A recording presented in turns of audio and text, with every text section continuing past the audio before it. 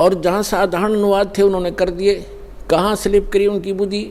जैसे श्रीमद् भगवत गीता अध्याय नंबर 7 के मंत्र नंबर 18 में अनुत्तम गति शब्द है। गीता ज्ञान दाता अपने से अन्य परमात्मा के विषय में जानकारी देता है और अपने विषय में भी जानकारी देता है। लेकिन गीता अनुवाद करने वालों का दृष्टिकोण यही रहा कि श्री कृष्ण जो है ये सुप्रीम पावर है। श्री कृष्ण इज विष्णु, ये विष्णु जी को सुप्रीम पावर मानकर ये मानते रहे कि श्रीमद् भगवत गीता का ज्ञान श्री विष्णु जी ने दिया है श्री कृष्ण रूप में। श्री कृष्ण भी विष्णु ही थे, ये खुद मानते हैं हमारे धर्मगुरु। तो इन्होंने श्रीमद् भगवत गीता को ठीक से ना समझकर, क्योंकि उनको सृष्टि रचना का ज्ञान नहीं था, जिस कारण से उन्होंने श्री कृष्ण को ही मूल परमात्मा मान लिया। जबकि गीता अध्याय नंबर 15 के श्लोक 16 और 17 में 3 प्रभु बताए हैं, 3 पुरुष बताए हैं। एक सरपुरुष, सरपुरुष है ब्रह्म, जिसको सरब्रह्म भी कहा जाता है। सरब्रह्म ये केवल 21 ब्रह्मांड का स्वामी है। और दूसरा अक्षर पुरुष, इसको अक्षर ब्रह्म भी कहते हैं, इसको पर ब्रह्म भी कहते हैं। ये 7 संख्य ब्रह्मांड का स्वामी है, प्रभु है, पुरुष है, मालिक है। पुरुष कहो परमात्मा को। श्रीमद् भगवत गीता अध्याय नंबर 15 के श्लोक नंबर 16 में कहा कि 2 पुरुष हैं इस संसार में, पृथ्वी वाले लोकों में, और ये भी नाशवान और इनके अंतर्गत जितने प्राणी हैं वो भी नाशवान है। जीव आत्मा किसी की नहीं मरती, वो तो पशु पक्षी की भी नहीं मरती। श्रीमद् भगवत गीता अध्याय नंबर 15 के श्लोक नंबर 17 में तुरंत कहा है, उत्तम पुरुष है तू अन्य। पुरुष माने परमात्मा, प्रभु, स्वामी। उत्तम पुरुष यानी पुरुषोत्तम। पुरुषोत्तम तो इन दोनों से कोई भिन्न है। सरपुरुष और अक्षर पुरुष जो 16वें श्लोक में बताए, इनसे कोई भिन्न है, वो वास्तव में परमात्मा कहा जाता है। उत्तम पुरुष है तू अन्य परमात्मा इति उदाहरत।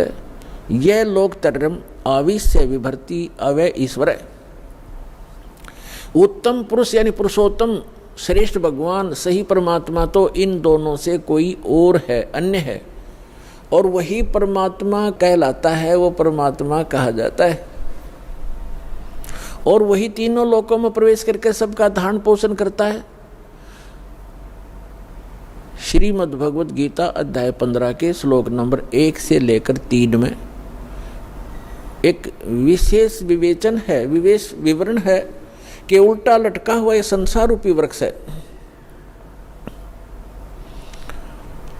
उल्टा लटका हुआ संसार रूपी वृक्ष जानो, जिसकी ऊपर को जड़ तो समझो मूल मालिक है, वो उत्तम पुरुष है। तू अन्य जो है वो तो है जड़, मूल, और उसके बाद जो जमीन से बाहर दिखाई देता है वो सारा पेड़ होता है। उसके फिर विभाग बताए हैं। अक्षर पुरुष जो तना है वो अक्षर पुरुष है, और उससे कोई मोटी डार निकलती है वो सरपुरुष समझो। और उस सरपुरुष के आगे जो 3 शाखा हैं, रजगुण ब्रह्मा, सतगुण विष्णु, तमगुण शिव जी, वो आगे शाखा हैं, वो देव हैं। ये तीनों ब्रह्मा विष्णु महेश हैं। और पात रूप संसार, उस परमेश्वर ने श्रीमद् भगवत गीता अध्याय नंबर 15 के श्लोक नंबर 1 में बताया है कि ऊपर उसी का विवरण अपनी सिंपल लैंग्वेज में सच्चिदानंद घन ब्रह्म की वाणी में कहा कि अक्षर पुरुष एक पेड़ है और सरपुरुष वाकी डार। सरपुरुष कहते हैं ज्योति निरंजन काल को, और इस काल के 3 पुत्र हैं, रजगुण ब्रह्मा, सतगुण विष्णु, तमगुण शिव जी। इस सरपुरुष के पुत्र हैं 3, ब्रह्मा विष्णु महेश। अक्षर पुरुष एक पेड़ है, सरपुरुष वाकी डार, और तीनों देवा शाखा हैं, ये पात रूप संसार। तो इस पूरे प्रकरण में ब्रह्मा विष्णु महेश की क्या स्थिति है, ये इस ब्रह्म के पुत्र हैं, और ब्रह्मा विष्णु महेश की माता दुर्गा है, अष्टंगी देवी। तो विष्णु जी कौन है, विष्णु जी एक ब्रह्मांड में एक विभाग के विभागीय मंत्री हैं, सतोगुण विभाग के, और ये 3 भाई हैं, तीनों का अलग अलग विभाग है। रजोगुण विभाग के मंत्री मालिक प्रभु स्वामी ब्रह्मा जी, और सतोगुण विभाग के स्वामी श्री विष्णु जी, और तमोगुण विभाग के स्वामी प्रभु श्री शंकर जी।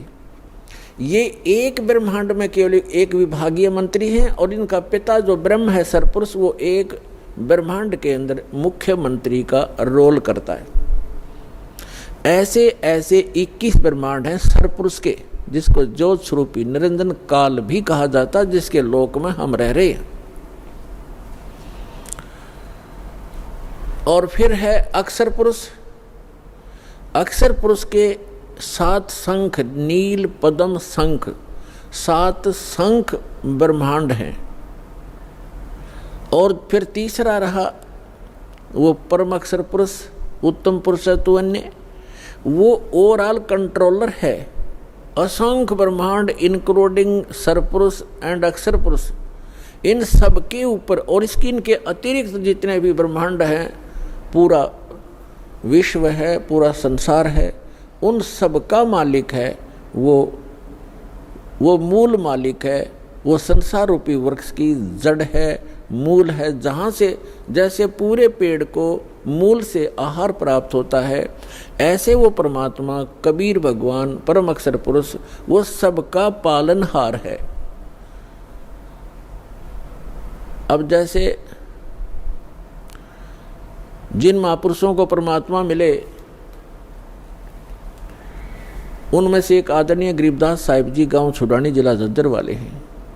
वो बताते हैं परमात्मा को आंखों देखकर परमात्मा से परिचित सारी सभी ब्रह्मांडों से और परमात्मा द्वारा रची सृष्टि से परिचित होकर कहते हैं, अनंत कोटि ब्रह्मांड का एक रति नहीं भारे, सतगुरु पुरुष कबीरे हैं ये कुल के सिरजनहारे। वो कबीर कौन है? हम सुल्तानी नानक तारे, दादू को उपदेश दिया, जात जुलाहा भेद न पाया, वो काशी महे कबीर हुआ। अब ये है वो सारे ब्रह्मांडों का रचनार, मूल मालिक। अब हम फिर आते हैं श्रीमद् भगवद गीता अध्याय नंबर 15 के श्लोक 17 पर। उत्तम पुरुष तु अन्य परमात्मा इति उदाहरतः, ये लोकत्रयम् आविश्य विभर्ति अवय ईश्वर। उत्तम पुरुष तो कोई और है, पुरुषोत्तम तो कोई इन दोनों से अलग है, जो 16वें श्लोक में कहा है 15वें अध्याय के श्रीमद् भगवद गीता में। सपुरुष और अक्षर पुरुष से अन्य है, वो पुरुषोत्तम कहलाता है, और उसको वास्तव में वो परमात्मा कहा जाता है। परमात्मा माने श्रेष्ठ आत्मा। श्रेष्ठ आत्मा वही होता है जो किसी को दुख ना दे, किसी के बेटा बेटी की मृत्यु ना करे, कैंसर ना करे, किसी को रोग से युक्त ना करे, दुखी ना करे, उसको परमात्मा कहते हैं, श्रेष्ठ आत्मा, अच्छी आत्मा। और जो यहाँ हम देख रहे हैं बुचड़ खाना, किसी हॉस्पिटल में जाकर देख लो हाहाकार मची हुई है, और घर घर में देख लो कोई किसी रोग से दुखी, कोई किसी से दुखी, किसी की टांग कटी है, किसी का हाथ कटा है, कोई आंखों से अंधा है, कोई पैरालाइसिस से तड़प रहा है। जिस लोक में हम रह रहे हैं, ये इस परमात्मा का लोक हो सकता है? ये तो कसाई आत्मा का लोक है, इस काल का लोक है जहाँ हम रह रहे हैं। ये कबीर भगवान ने आकर बताया। और जिन महापुरुषों को परमात्मा सचखंड लेकर गए अपने सुखमय स्थान पर, और फिर उनको गवाह बनाकर, साक्षी बनाकर वापस छोड़ा, उन्होंने भी यही बताया कि ये लोक ठीक नहीं, एक स्थान और है जहाँ जाने के बाद जीव फिर कभी लौटकर वापस इस गंदे लोक में नहीं आता, और वहाँ कोई दुख नहीं, वहाँ वर्द अवस्था नहीं, वहाँ मृत्यु नहीं। अब श्रीमद् भगवद गीता अध्याय नंबर 15 के श्लोक नंबर 17 में कहा है कि उत्तम पुरुष तो अन्य परमात्मा इति उदाहरतः, और यह लोकत्रयम् आविश्य विभर्ति अवैश्वर, जो तीनों लोकों में प्रवेश करके वो श्रेष्ठ परमात्मा जो सरपुरुष और अक्षर पुरुष से अन्य है, वो संसार रूपी वृक्ष की मूल है, जड़ है। ऊर्ध्व मूलम अधः शाखम, ऊपर को जो जड़ है वो तो समझो परम अक्षर ब्रह्म है। और यह लोक तरम अविश्य विवर्ती, जो तीनों लोकों में प्रवेश करके सबका धारण पोषण करता है। पूरे पेड़ को मूल से ही परवरिश आहार मिलता है, मूल से उसकी परवरिश होती है। तो पूरा जो मूल है ऊपर परमात्मा है, जो सतलोक में रहता है, वो अक्षर पुरुष, परम अक्षर पुरुष, वो सारी सृष्टि का रचनहार, सर्व उत्पादक प्रभु, वो कबीर साहब है जो काशी में धानक रूप में आए थे। उस परमात्मा ने विधान बना के छोड़ दिया है। उस विधान अनुसार जो चलेगा उसको जैसा भी यहाँ का जो कर्तव्य है, लाभ है, उस अनुसार उसको मिलता रहेगा। उसको उसी प्रकार उसका जन्म मृत्यु होता रहेगा। और इस जन्म मृत्यु से बचने के लिए विधान बनाया है, जो उसको अपनाएगा, उसको अप्लीकेबल कर लेगा, उसका जन्म मृत्यु छूट जाएगा। तो वो जन्म और मृत्यु के छूटने का विधान हमें प्राप्त नहीं हुआ था। परमात्मा ने 600 वर्ष पहले बताने की चेष्टा की, लेकिन हम अशिक्षित होने के कारण हम वंचित रह गए। उसकी पूर्ति करने के लिए परमात्मा ने अब समय दिया है, निर्धारित किया था। अब जो प्रसंग चल रहा है, अब यहाँ कई व्यक्ति श्रद्धालु आपको भ्रमित कर देते हैं कि श्रीमद् भगवद गीता अध्याय नंबर 15 के श्लोक नंबर 18 में गीता ज्ञानदाता कहता है कि मैं लोक वेद के आधार से मैं पुरुषोत्तम प्रसिद्ध हूँ। तो वो भ्रमित करते हैं कि रामपाल इनकम्प्लीट ज्ञान देता है, 17वें श्लोक तक ही बताता है, 18वें में क्यों नहीं बताता कि उसमें खुद कहता है मैं पुरुषोत्तम हूँ। यदि उसको 18वें श्लोक को हम फाइनल माने तो 17वां गलत हो गया, क्योंकि गीता ज्ञानदाता तो ये कहे कि वो पुरुषोत्तमता इन दोनों से कोई अन्य है। और 18वें में क्या कहता है कि मैं गीता ज्ञानदाता कौन है? ये श्री कृष्ण नहीं है। श्री कृष्ण में प्रवेश करके, ये विष्णु नहीं है। श्री कृष्ण कहो चाहे विष्णु को, ये बोलने वाला श्री कृष्ण और विष्णु नहीं है। इनके अंदर इनका पिता जो सरपुरुष है उसने प्रतिज्ञा कर रखी है। 7वें अध्याय के 24-25वें श्लोक में कहा है, वो खुद कहता है गीता ज्ञानदाता कि मैं अपनी योग माया से छुपा रहता हूँ। ये बेबुद्धि मंदबुद्धि के लोग मुझे एज ए कृष्ण मान रहे होंगे, व्यक्ति रूप में प्राप्त खड़ा प्राप्त मान रहे होंगे। मैं कृष्ण नहीं हूँ, मैं व्यक्ति रूप में कभी नहीं आता। मैं अपने 4थे अध्याय के 9वें श्लोक में ये कहता है मेरे जन्म और कर्म दिव्य हैं। अब इसके कर्म दिव्य कैसे हैं कि ये सामने आता नहीं, इसने प्रतिज्ञा कर रखी है। और ये किसी में प्रवेश करके अपना जो उल्लू सीधा वो कर जाता है। श्री कृष्ण में प्रवेश करके गीता का ज्ञान ये सरपुरुष दे रहा है। और ये कहता है कि मेरे अंतर्गत यानी 21 ब्रह्मांड में जितने भी प्राणी हैं उनसे मैं उत्तम हूँ, श्रेष्ठ हूँ, तगड़ा हूँ, मजबूत हूँ, ताकतवर हूँ। इसलिए लोक वेद में मैं पुरुषोत्तम प्रसिद्ध हो रहा हूँ। लोक वेद दंत कथा सुनी सुनाई बातें, इस कारण से मैं पुरुषोत्तम हूँ। 15वें अध्याय के 17वें श्लोक में स्पष्ट कर दिया कि उत्तम पुरुष है तू अन्य, वो तो कोई और है। और वही वास्तव में अविनाशी है। दूसरे अध्याय के 17वें श्लोक में कहा है। और दूसरे गीता अध्याय नंबर 2 के श्लोक 12 में, गीता अध्याय नंबर 4 श्लोक 5 और 9 में, गीता अध्याय 10 मंत्र 2 में ये स्पष्ट करता है गीता ज्ञानदाता कि मेरे तो जन्म मृत्यु होते हैं, मैं अविनाशी नहीं हूँ। और दूसरे अध्याय के 17वें श्लोक में श्रीमद् भगवद गीता में कहा कि अविनाशी तो उसको जान जिसने सारे ब्रह्मांड की रचना की, जिसे सारा संसार व्याप्त है। उस अविनाशी को मारने के लिए कोई भी सक्षम नहीं है।